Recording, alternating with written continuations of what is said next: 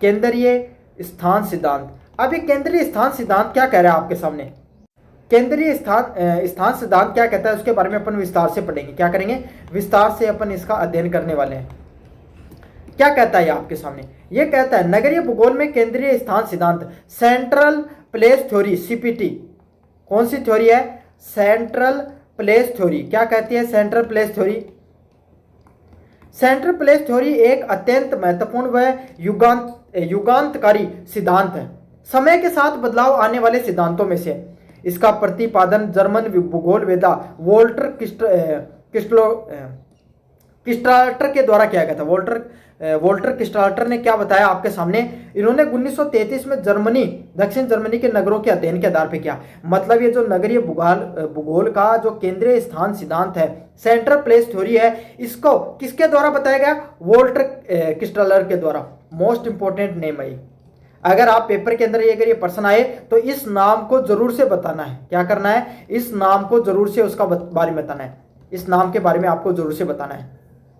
अच्छा, इन्होंने कब बताया? 1933 में आपके सामने जो दक्षिण जर्मनी है, कहाँ के थे? शायद जर्मनी के थे। उनके जो नगर है उनकी बसावट कैसे है उनका इन्होंने विस्तार से अध्ययन किया।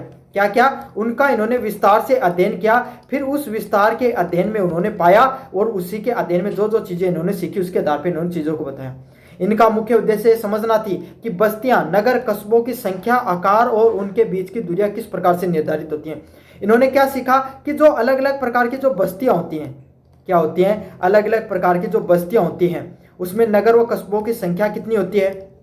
भाई कोई शहर बस रहा है ना, वहाँ पे एक नगर व कस्बों है ना, मतलब अलग अलग प्रकार के छोटे छोटे नगर। जैसे आपने देखा हो ना सेक्टर ए है ना, sector 1, sector 2, sector 10, sector Z, इस प्रकार का नाम सुना है। तो उन नगरों में जो छोटे छोटे कस्बे होते हैं ना, उनकी संख्या कैसी होती है, उनका आकार कैसे है, कि वो बसावट में कैसे है। सेक्टर ए है ना, वो कैसे बसा हुआ है, सेक्टर 10 कैसे बसा हुआ है, सेक्टर जेड ए कैसा बसा हुआ है, उनका आकार कैसा है, उसके बारे में अपन देखते हैं इस सिद्धांत के अंदर।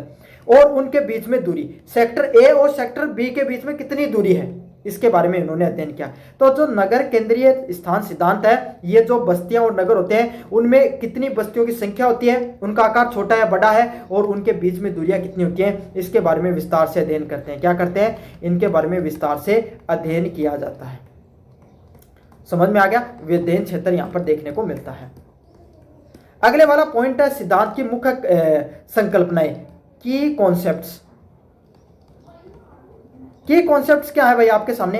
पहला है केंद्रीय स्थान, सेंट्रल प्लेस। यह वह नगर या कस्बा होता है जो अपने आसपास के ग्रामीण क्षेत्रों के वस्तुएं, सेवाएं जैसे बाजार, अस्पताल सुविधा प्रदान करता है। सेंट्रल प्लेस क्या होता है? सेंट्रल प्लेस कोई भी जगह होती है ना, कोई भी आपके सामने कोई भी नगर है, उसकी जो बीच की जगह होती है, सबसे मुख्य जगह होती है, जहां पर सबसे बड़ा मेन मार्केट होता है। क्या होता है? जहां पर आपके सामने सबसे बड़ा मेन मार्केट होता है, जहां पे वहीं पर आपके सामने क्या है, पुराने समय पे जब ये नगर बना होगा ना, तो सबसे पहले उसी क्षेत्र का विकास हुआ होगा। वहीं पर बाजार देखने को मिलेगा, वहीं पर अस्पताल होंगे और वहीं पर स्कूल होंगे। तो कोई भी बाजार होता है, उसकी जब शुरुआत हुई थी, जब वो बसना शुरू हुआ था, जब उसका विकास क्रम चल रहा था, तब उसका जो मार्केट सबसे पहले कहां पर पनपा था, उसी को केंद्रीय स्थान, सेंट्रल प्लेस या मेन मार्केट के नाम से जानते हैं। वहीं पर अलग अलग प्रकार के बाजार देखने को मिलेंगे, अस्पताल और स्कूलें देखने को मिलेंगी। वहीं पर लोग क्या करते हैं, जो ग्रामीण क्षेत्र, जो विलेज होता है, वहाँ जो आसपास के ग्रामीण क्षेत्र होता है, वहाँ से लोग आपके सामने क्या करते हैं, वस्तुएं और जो सेवाएं होती हैं उनको प्रदान करने के लिए। भाई बाजार में लोग चीज़ें खरीदने के लिए आते हैं आसपास के गाँव से। अस्पताल में लोग आपके सामने क्या है, अपना इलाज कराने के लिए आते हैं। क्या करते हैं? अस्पताल में लोग अपना इलाज कराने के लिए आते हैं। तो अलग अलग प्रकार की चीज़ें हैं वो देखने को मिलती हैं। समझ में आ गया? चलिए अगले वाला पहचान है दहली व न्यूनतम सीमा, थ्रेशोल्ड। किसी भी सेवा या दुकान को जीवित रखने के लिए आवश्यक ग्राहकों की न्यूनतम से आपके सामने संख्या होती है। देखो कोई भी बिजनेस होता है, भाई आप एक छोटी सी चीज सोच के देखो, आपने अपना खुद का बिजनेस लगाया, आपने अपना खुद का बिजनेस लगाया, आपने अपनी दुकान खोली, किसकी खोली? इलेक्ट्रिशियन की। जो आपके घर का जो इलेक्ट्रिसिटी का सामान होता है उससे संबंधित आप सामान रखते हो। तो भाई आपने जो दुकान खोली है उस पर कम से कम न्यूनतम 10, 15, 20, 50, भाई डेली के कम से कम 20 ग्राहक तो आने चाहिए, है ना। 20 ग्राहक आएंगे।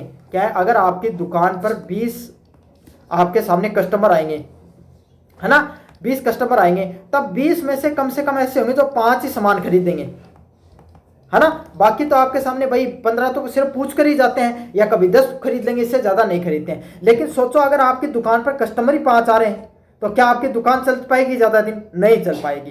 तो थ्रेश होल्ड दिल्ली व न्यूनतम सीमा वो होती है कोई भी सेवा, कोई भी सर्विस। जैसे मैं पढ़ा रहा हूँ तो मेरे वीडियोस पे कम से कम इतने व्यूज तो आने चाहिए कि कम से कम भाई मैं पढ़ाऊँ तो आप लोगों तक पहुंचे और मेरा भी कंटेंट अच्छे से चले। तो आप और साथ के साथ अगर कोई दुकान खोल रहे हो तो उसको जीवित रखने के लिए कम से कम ग्राहकों की जरूरत होती है।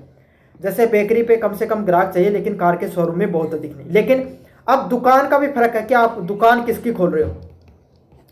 आप घर का सामान रख रहे हो, घर का सामान रख रहे हो, दूसरी तरफ आपकी किसकी दुकान है? शोरूम आपका किसका? आपके सामने कार की दुकान है, कार का शोरूम आपका। तो घर के सामान रख रहे हो ना, इसमें क्या होता है, ज्यादा से ज्यादा कस्टमर चाहिए क्योंकि प्रॉफिट ज्यादा नहीं होता। कार की शोरूम में पूरे दिन में 2 ग्राहक आए, है ना, पूरे महीने में आपके सामने अगर 100 ग्राहक आए और उसमें अगर 10 ने भी चीज खरीद ली ना, 10 ने भी अगर कार खरीद ली तो उनका तो काम हो जाएगा। अगर घर का सामान रख रहे हो तो दिल्ली के आपके सामने 100, दिल्ली के कम से कम 50 ग्राहक आपके पास आने चाहिए। समझ में आ गया? तब आपका काम चलेगा। दिल्ली के 100 या 50 ग्राहक आएंगे तब आपकी दुकान अच्छे से चलेगी। महीने के 100 आएंगे तो आपको बंद करनी पड़ जाएगी। समझ में आ गया? तो आपकी कोई दुकान किस चीज की है और उस पर न्यूनतम ग्राहक कितने आने चाहिए, उसी को थ्रेश होल्ड वैल्यू के नाम से जाना जाता है। चलिए अगले वाला होता है रेंज ऑफ गुड। कोई ग्राहक किसी सेवा को प्राप्त करने के लिए अधिकतम कितनी दूरी तय करनी पड़ती है। भाई अगर आप क्या करना पड़ते हो, आपके जो शहर है, पास में जो शहर है, उस शहर पे पहुंच, आपको शहर है उसके अंदर अगर आपको कोई कार खरीदनी है तो कितनी दूर जाना पड़ता है। क्या आपके पास वाले शहर में कार का शोरूम है? अगर आपको ट्रेन पकड़नी है तो क्या वहां से मिल जाएगी? क्या वहां पर आपको दूर जाने के लिए अगर आपको कोई बस चाहिए, क्या वहां पर स्टैंड है? क्या वहां पर अस्पताल इतना अच्छी क्वालिटी का है कि आपको कोई इलाज चाहिए तो वो मिल जाएगा? क्या आपको वहां पर कोई घर का सामान खरीदना है तो क्या उसके लिए चीज मिल जाएगी? तो इसी को रेंज ऑफ गुड बोला जाता है कि आपका जो पास शहर है उसके के अंदर क्या इतनी कैपेसिटी है कि आप जो कोई चीज खरीदना चाहते हो वो वहां पर मिलती है, नहीं मिलती है, और वो चीज खरीदने के लिए आपको कितनी दूरी तय करनी पड़ती है, कितनी दूरी तय करनी पड़ती है। यह सबसे ज्यादा इंपॉर्टेंट पहलू है रेंज ऑफ ए गुड के नाम से। अगले वाला है क्रिस्टोलर का षटकोणीय मॉडल, हेक्सागोनल मॉडल। क्या कहता है हेक्सागोनल मॉडल? क्रिस्टोलर ने माना कि यदि बाजार क्षेत्र वृत्ताकार सर्कुलर होगा तो इसमें कुछ क्षेत्र छूट जाएंगे और आपस में ओवरलैप कर जाएंगे। क्या कहा क्रिस्टोफर ने? यही कहा अगर कोई क्षेत्र अगर सर्कुलर होगा ना तो कुछ जगह आपके सामने ओवरलैप हो जाएंगे, कुछ जगह आपके सामने छूट जाएंगे। इसलिए बाजार को हमें षटकोण होना चाहिए, ऐसा होना चाहिए। समझ में आ गया? बाजार सर्कुलर होगा ना तो आपके सामने क्या कुछ चीजें एक दूसरे से क्या हो जाएंगी, आपके सामने पास पास हो जाएंगी, कुछ चीजें दूर दूर हो जाएंगी, तो एक दूसरे को पूरी तरीके से फिट नहीं आएंगे और खाली जगह नहीं बचती है। तो हेक्सागोनल आपके सामने बाजार का जो शेप है वो हेक्सागोनल शेप में होना चाहिए। ये क्रिस्टोफर का मानना है, सर्कुलर बाजार नहीं होना चाहिए आपका। अगले वाला सिद्धांत के पदानुक्रम में के की वैल्यू। क्रिस्टलर ने बस्तियों के पदानुक्रम व्यवस्था बताई। मतलब क्रिस्टलर ने क्या बताया कि कोई भी बस्तियां होती हैं, क्या होती हैं, कोई भी जो बस्तियां, कोई भी जो बस्तियां होती हैं, क्रिस्टोफर ने बताया जो बस्तियां होती है ना उनको कैसे बसाना चाहिए। इसमें उन्होंने उसको बसाने के लिए के की वैल्यू दी। क्या दी? के की वैल्यू दी। किसकी वैल्यू दी? उनके द्वारा के की वैल्यू उनके द्वारा दी गई। के की वैल्यू क्या कहती है? के इज इक्वल टू 3 बाजार सिद्धांत, मार्केटिंग प्रिंसिपल। उनके अनुसार एक उच्च स्तरीय का केंद्र सबसे निचले स्तर के 3 केंद्रों के बराबर बाजार की सेवा करता है। क्या करता है? एक आपके सामने, जैसे मैं बताऊँ के की वैल्यू 3 क्या कहती है, ये बीच का सेंटर का एरिया ना मेन मार्केट है। मेन मार्केट होता ना वो आसपास के आपके सामने जो 3 बाजार जितना पैसा कमा पाते हैं ना, उतना एक जो बीच का मेन मार्केट है ना उतना पैसा कमा कर देता है। उतने वहाँ पर लोग हैं ना वो अपनी दुकान खोल कर रखते हैं। समझ में आ गया? तो एक उच्च स्तर का जो केंद्र होता है ना उसमें आपके सामने सबसे ज़्यादा पैसे की कमाई होती है। यातायात सिद्धांत K4, यदि परिवहन मार्गों पर आधारित है तो यहाँ पर 4 निचले केंद्र की सेवा करता है ताकि परिवहन लागत न्यूनतम हो, है ना। जो यातायात का सिद्धांत क्या कहता है, परिवहन मार्गों पर आधारित होता है। यहाँ पर उच्च केंद्र 4 निचले केंद्रों की सेवा करता है। जो सबसे बीच वाला होता है ना भाई वो क्या होना चाहिए, बीच में आसपास इस तरीके से होना चाहिए कि बाकी वालों से आपके क्या है पैसे की बचत हो सके। प्रशासनिक सिद्धांत, कुशल प्रशासन के लिए एक उच्च केंद्रीय केंद्र है वो 7 निचले केंद्रों को पूर्ण नियंत्रण रखता है। भाई एक बीच में सेंटर पूरे के पूरे बाजार को चलाने के लिए एक एडमिनिस्ट्रेशन सिस्टम भी होना चाहिए, ताकि वो क्या है, अन्य प्रशासन को चला सके। क्रिस्टोफर का केंद्रीय स्थान सिद्धांत भले एक आदर्श और समतल मैदान की कल्पना करता हो, क्रिस्टोफर का जो सिद्धांत है वो किसकी बात करता है, एक समतल मैदान की, समतल मैदानी क्षेत्र की बात करता है कि नगरों की बसावट कैसे होनी चाहिए। लेकिन ये क्या है आपके सामने, जो अर्बन प्लानिंग है, अर्बन प्लानिंग की नींव रखता है और व्यापारिक केंद्रों को आपके सामने कैसे रखना चाहिए उसके बारे में भी हमें समझ देता है। तो कैसा लगा वीडियो, जोर से बताना, चैनल को जोर से सब्सक्राइब कर देना।